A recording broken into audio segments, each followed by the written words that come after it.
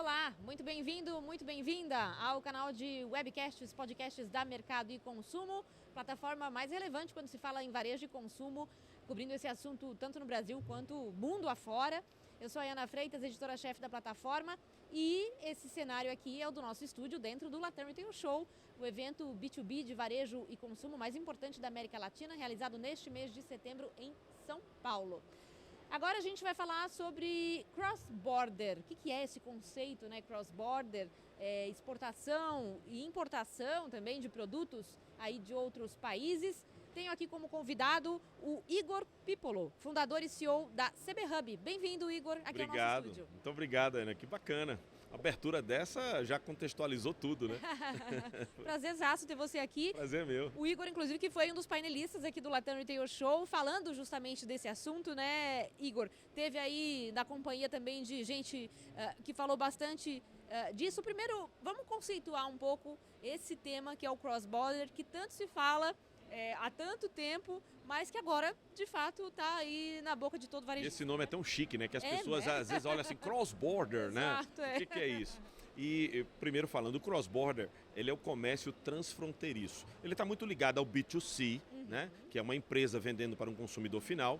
E ele diz respeito a uma compra que você faz aqui no Brasil, mas que fisicamente o produto está em outro país. Como exemplo, Estados Unidos, né? Você pode entrar num site, comprar esse produto, né? Um óculos, por exemplo, e aí você tem que receber esse óculos. Então ele sai dos Estados Unidos e entra no Brasil seguindo todos os trâmites legais, né? A liberação na alfândega, o envio pelos correios ou até mesmo passando por alguma agência regulatória, se for uma Anvisa ou Vigiagro, alguma coisa dessa natureza. Então, esse caminho cross-border, ele é um caminho que ele cresceu muito depois da pandemia, por razões óbvias, né, que todo mundo não podia sair, tinha que comprar online e começou a ter acesso a compras internacionais. E essa evolução, ela está numa onda muito bacana. Pra você ter ideia, hoje, no mundo, a média de consumo cross-border, de toda a fatia de cross-border, é de 30%.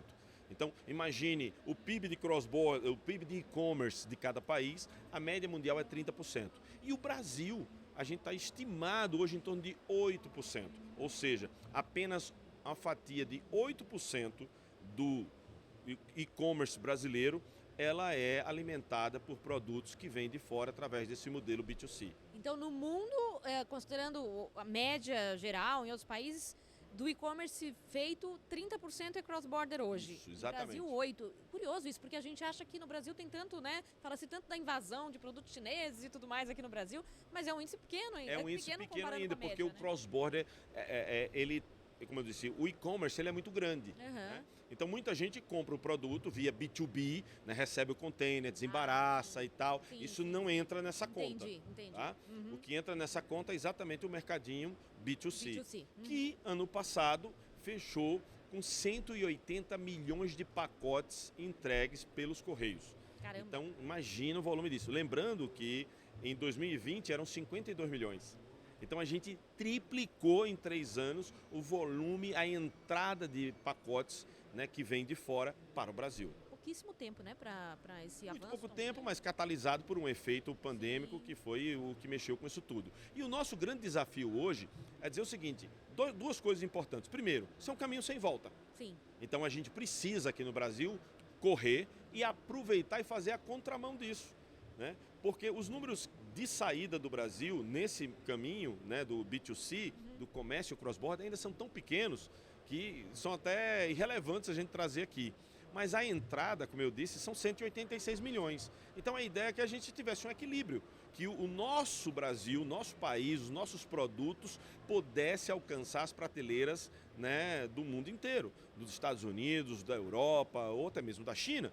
Então, a ideia é com que a gente consiga desenvolver um trabalho, principalmente através das facilitações que o Cross-Border Hub, que a nossa empresa pode facilitar, para que você consiga fazer o seu produto chegar em outros países. E o Brasil, com isso, aproveitar e surfar essa onda do Cross-Border. Né? Você falou que o número ainda é irrelevante, né? Mas quem está fazendo isso hoje, em que área, talvez? Dá para a gente mapear, eu tenho uma ideia? Sim, a gente tem hoje, né? Por exemplo, a própria Amazon declarou alguns números super interessantes. Eles têm hoje mais de 1.000 vendedores brasileiros que estão vendendo nos Estados Unidos. Né? Existem vários casos de sucesso na área de cosmético, na área de produtos para festa, né? Outro na área de móveis para casa, né? De sapatos. Né? Então, existem centenas de empresas que estão já aproveitando essa oportunidade e vendendo seus produtos no mercado americano. Mas, claro, isso é só pegar lá e apertar um botão e vender? Não. Você tem que estudar. E esse é o caminho feliz que a gente chama. Né? Você pode aproveitar essa oportunidade pela Amazon, que dá todo já o beabá, né? O abecedário lá de como você fazer a venda do seu produto. Porém, você precisa adaptar. Eu lhe dou um exemplo de uma marca de sopa pronta. Né? O nome dela faz sentido no Brasil, mas não faz para os Estados Unidos e muito menos para o mercado europeu. Então, essa empresa, no caso, ela vai precisar adaptar não só o nome, como também a embalagem, as cores, ter a autorização do FDA, né, o FDA, que é a Anvisa dos Estados Unidos, e com isso fazer com que o seu produto esteja apto a entrar no mercado americano. E, lógico, a grande vantagem disso, de você aproveitar carona numa Amazon da vida, é que ele já tem lá uns compradores. Na hora que seu produto chega e você se torna um vendedor Prime, e você consegue alcançar, né, o dedo lá do cliente para clicar no The Buy Box, né, no botãozinho de compra lá, você vai estar acessando um mercado de 320 milhões de consumidores, vai estar acessando um mercado que tem um PIB de 25 trilhões de dólares, contra o Brasil, que está ali menos que 10% disso. Então, é um mercado interessante, mas é um mercado maduro, é um mercado que exige com que a empresa esteja preparada. Sim. E a gente comete um erro muito grande, que é o seguinte: a gente acha que, porque eu estou fazendo bem aqui, eu vou fazendo nos Estados Unidos. E eu tenho uma brincadeira que eu digo que é o seguinte: o americano não come pão de queijo, ele come pretzel. Então a gente precisa entender a cultura. Né? Então é muito importante fazer essa adaptação do produto, entender que ele vai muitas vezes precisar sofrer algum ajuste. A gente estava falando aqui há pouco sobre sapato. Né? O mercado de sapato aqui no Brasil você compra 36, 37, 38, 40. Nos Estados Unidos é 9, 9,5, 10, 10,5. É super confuso, né? É confuso isso, né?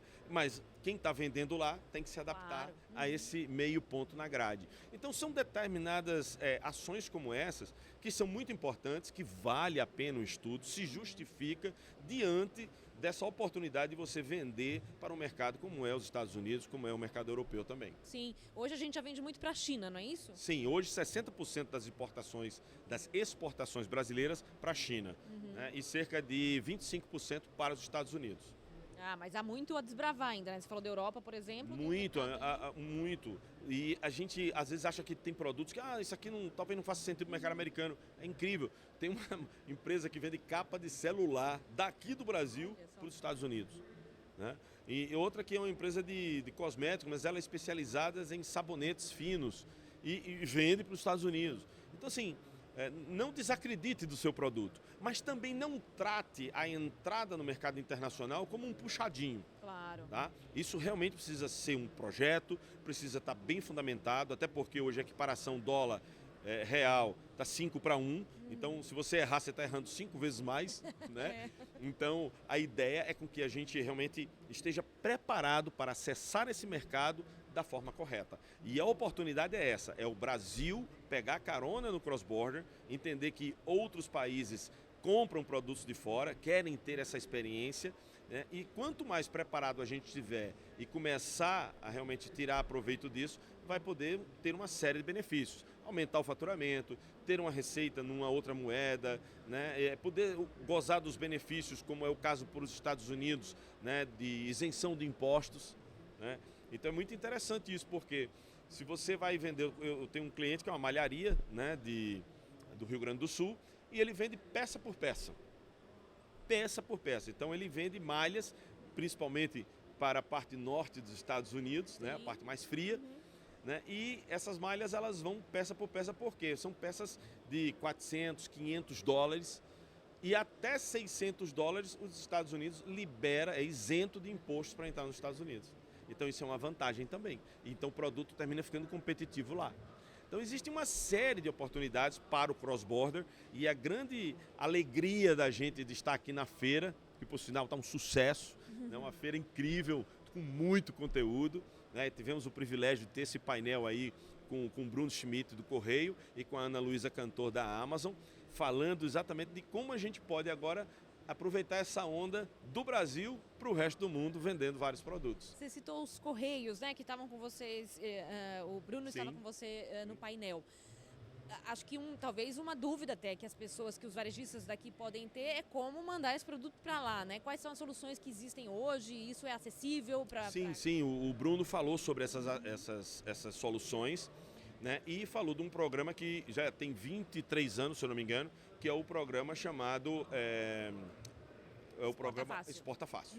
O Exporta Fácil é incrível, né? É um programa que facilita a vida. E a gente já fez testes mandando pelo Exporta Fácil daqui para os Estados Unidos, e o produto saiu de São José dos Campos e foi para uma cidade que eu não lembro o nome agora, no Kentucky, em 8 dias.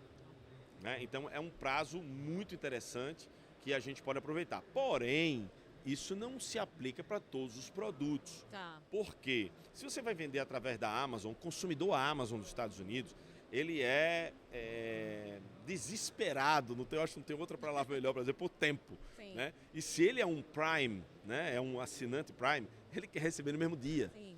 Então você precisa mandar o produto B2B, ou seja, você manda daqui direto para o warehouse, né, para o armazém da Amazon, que a gente usa uma sigla que é bem conhecida, FBA, que é Fulfillment by Amazon. É o armazém da Amazon que gerencia tudo, né? E de lá eles disparam e entregam o produto no prazo que eles se comprometem lá, que geralmente é 1 dia ou 2 dias no máximo. Então, dependendo do produto, não faz sentido você mandar, né, diretamente daqui do Brasil.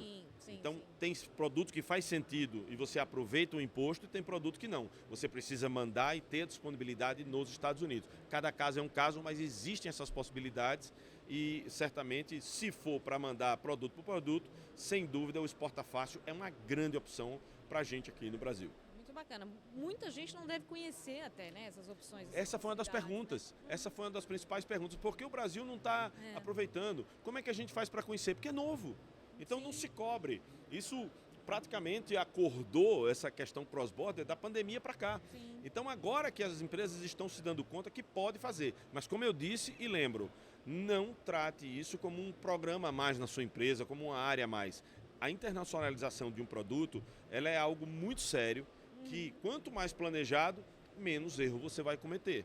Né? E como eu disse, o erro lá é em dólar. Então o ideal é que a gente planeje aqui em real. Né? Exato. Eu ia te perguntar sobre a polêmica em torno do caminho contrário, que é a vinda, a importação de produtos, né? Quando a gente fala de cross-border, esse assunto foi muito abordado nesse ano. Sim. Que é essa questão de isenção de imposto de importação, enfim, de produto vindo de fora. E aí grandes players debatendo isso ainda com o governo, né? E varejo nacional reclamando muito dessa isenção. Mas é como você comentou, né? Não dá para imaginar que a gente não vai mais ter acesso a esses produtos. O consumidor brasileiro quer esses produtos de fora, dos Estados Unidos ou da China, enfim, de outros países, quer ter acesso a eles. Você imagina aí a chegada num senso comum aí de todas as áreas envolvidas? Precisa ter, e assim, é quase que inevitável isso. Né? Imagine, o brasileiro quer ter acesso. E se não tiver acesso pelos canais legais, né? Isso que eu digo, os canais definidos pelas próprias agências do governo, como Receita Federal, o próprio Correio, né? Que é uma entidade do governo, né? As pessoas vão procurar outros caminhos. Vão procurar comprar através do contrabandista. Né? Vão procurar comprar de maneira mais fácil. Né? E que é cara também. Né? E que é perigosa. Então o ideal é que a gente, de uma forma inteligente, né, todos nós, né, que eu acho que isso já está no caminho, entendendo toda essa dinâmica, né, de que pesa aqui, folga mais ali, consiga provocar um canal que seja um canal legal, porque mudou. Né? O e-commerce é uma realidade. Né? Há pouco tempo o CONFAZ acabou de soltar uma nota, né, que é o conselho lá das secretarias das fazendas dos estados, atribuindo 17% de imposto, mas ainda não conseguiu implementar. Mas ok, já sabemos da regra. Agora vai discutir a implementação de ICMS, exatamente. Mas a carga de imposto de importação para o RTS, que é o regime de tributação simplificada, que é o regime utilizado para quem usa o canal B2C via correio ou via courier, né, é 60%. Esses 60%, a grande polêmica é que se libera abaixo de 50 ou não. A questão aí não é nem liberar abaixo de 50, é que para liberar abaixo de 50, você precisa ter certeza do produto que está ali dentro. Sim. Então imagine que cada empresa que será signatária do programa Remessa Conforme terá que comprovar que ali dentro tem uma camisa e não um celular. Ah, mas o peso é parecido. Não, tem que estar ali dentro exatamente o que foi definido. E, lógico, a Receita Federal não vai simplesmente deixar de fiscalizar porque o cara é signatário do programa. Pelo contrário, deverá ser fiscalizado, né, até adquirir um nível de maturidade à empresa para se permitir, né, com que isso tenha mais celeridade. Porque a grande discussão dessa questão é transit time. É o tempo de entrega. O cross-border é velocidade. E muitas vezes a questão da fiscalização termina retardando isso. Então o que a gente quer conseguir é um caminho que seja legal, que pague imposto no Brasil, essa não é a questão, mas principalmente que ele tenha agilidade, porque senão não se justifica esse canal via cross-border. Então eu acredito muito, né, que a Receita Federal, junto com o Correio e com todas as entidades envolvidas, vão encontrar um caminho para disciplinar de uma forma que todo mundo consiga ser acomodado. Porque, como eu já disse, é um caminho sem volta. A gente vai continuar comprando, a população quer ter acesso a esses produtos e muitas vezes, se não encontra o caminho legal, vai terminar gerando um caminho que é um caminho oficioso, um caminho até do crime, né? E que é esse que a gente não quer que o Brasil siga por isso aí. Exato. E o fato da gente continuar comprando quer dizer que a gente pode vender muito mais, como você Exato. comentou no começo. Esse é o né? ponto. Exato. Tem uma oportunidade aí, como dizem, um oceano de oportunidades aí, né? Exatamente. Para se desbravar, para o varejo brasileiro desbravar. Igor Pípolo, fundador e CEO da CB Hub, super obrigada, prazer ter você aqui de novo. Muito obrigado, agradeço a você, agradeço aqui a Mercado e Consumo e aproveito mais uma vez para parabenizar a feira que está maravilhosa. Muito bom, muito obrigada. Obrigada a vocês também que nos acompanharam. Esse assunto ainda vai voltar à tona na Mercado e Consumo, com certeza, com o Igor, com outros especialistas, varejistas também. E acompanhe a nossa cobertura tanto do Latam Retail Show quanto do dia a dia do varejo e consumo no Brasil e no mundo, no nosso portal mercadoeconsumo.com.br, redes sociais, YouTube, agregadores de podcast. Prazer estar aqui com vocês novamente. Até a próxima.